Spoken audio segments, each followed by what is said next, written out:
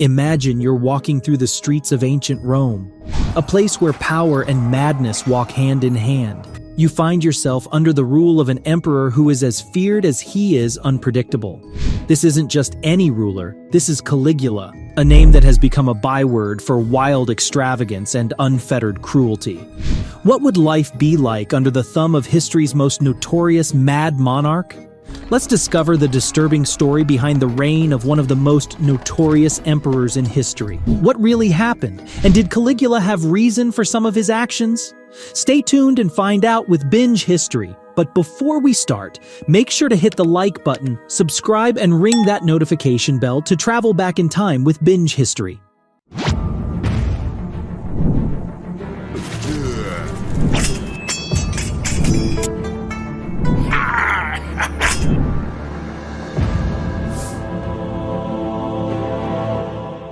Born into the powerful Julio-Claudian dynasty, Caligula's ascent to the throne was met with hope, only for it to spiral into a saga of excess and tyranny that would shock the empire. First, his real name was Gaius Caesar Augustus Germanicus. But you might wonder why people call him Caligula. In fact, the emperor owes his nickname to the little sandals called Caligae, which he wore as a toddler. The soldiers stationed on the German frontier, where Caligula briefly lived with his parents, awarded him the nickname Caligula, which remains today. That is an interesting recorded anecdote, since we don't know much about his life besides Cassius Dio and Suetonius, and many of their stories seem too fantastic to be believable, especially those from Suetonius. So we know that the third emperor, Caligula, was born on August 31st, 12 AD, in Antium near Rome. He lived with his parents near the German border, where his father, Germanicus, consul in 12 and 17 AD, had military campaigns. Caligula's mother, Agrippina, was a powerful and capable woman who followed her husband and, after his suspicious death in Antioch, even accused some of the rivals for the throne. She remained politically active, trying to strengthen her son's chances to the throne until Tiberius exiled her from Rome. Actually, Praetorian prefect Sejanus accused her, and she and her older sons died a horrible death. Historians today mostly believe Tacitus, who claims that Emperor Tiberius ordered these executions and was also behind the poisoning of his nephew Germanicus. We know that Caligula was 17 and sent to live first with his grandmother, and after her death, his grandfather. In fact, he and his sisters were hostages of Tiberius. Suetonius declares that Caligula didn't express any emotions, even though he was struck by many tragedies early in his life. At that point, Caligula was so close to becoming an heir, but also very close to being declared public enemy, which means dead. Let's leave the hero of today's story for a moment and ask ourselves how we would live in that time.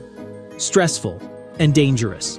Emperor Tiberius saw rivals and conspiracies everywhere around him, and his answer to that was severe.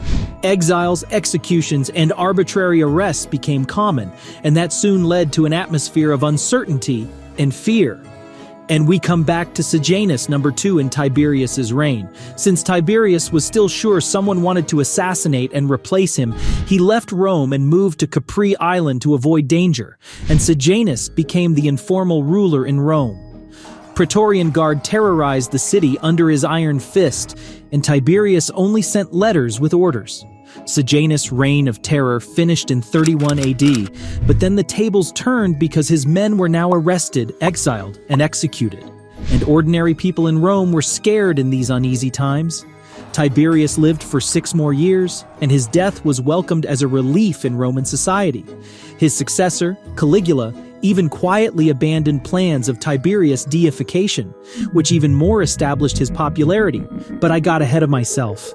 Anyway, Caligula had reasonable chances of becoming loved by people after the, let's say, problematic Tiberius's rule. So what went wrong? First, Caligula moved to Capri and was appointed co-heir after Sejanus' death, where he lived for the next 5 years. Tiberius died from natural causes at 77 and 37 AD, and the Praetorian Guard legitimized Caligula as the sole Roman emperor after his death. Praetorian prefect Macro was Caligula's first supporter and his right hand. Former co-heir Tiberius Gemellus didn't live long enough to challenge Caligula since he died after the emperor's infamous illness that had changed everything. His death wasn't from natural causes. When Caligula became emperor, he brought some relief into Roman society by abolishing taxes and some of the most problematic decisions made by Tiberius. The memory of his father was very much alive, and Caligula also had that advantage. He was the man from the people who organized races and gladiator spectacles. His popularity couldn't be any higher. Construction projects followed, and among them were two enormous boats in Lake Nemi, which served as a floating palace and a floating temple for the emperor.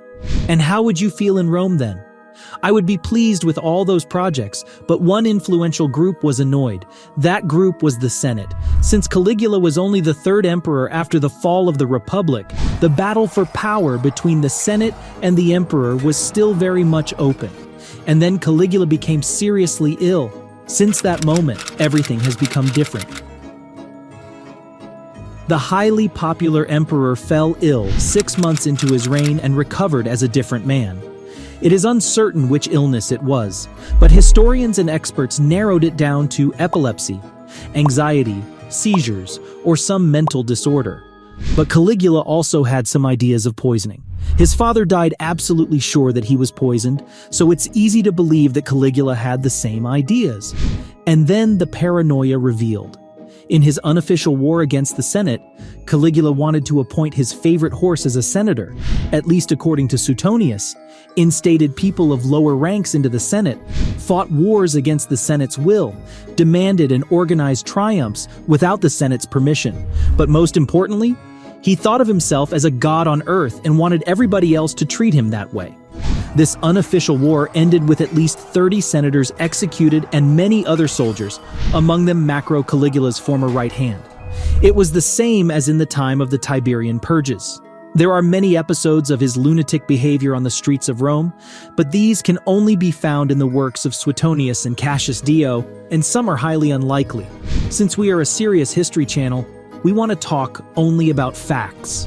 One of those fantastic episodes implies that Caligula had unnatural relations with his sisters, even in public during a banquet. The only historian at the banquet, Philo of Alexandria, didn't mention it.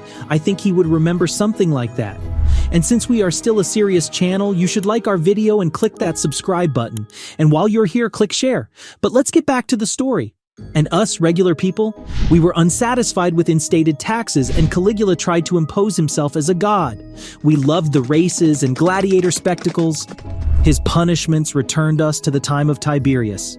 So we felt betrayed by the emperor whom we truly believed and feared for his health. It is uncertain if Caligula was right with his paranoia or his paranoid decisions that led to the assassination plot, but it eventually happened.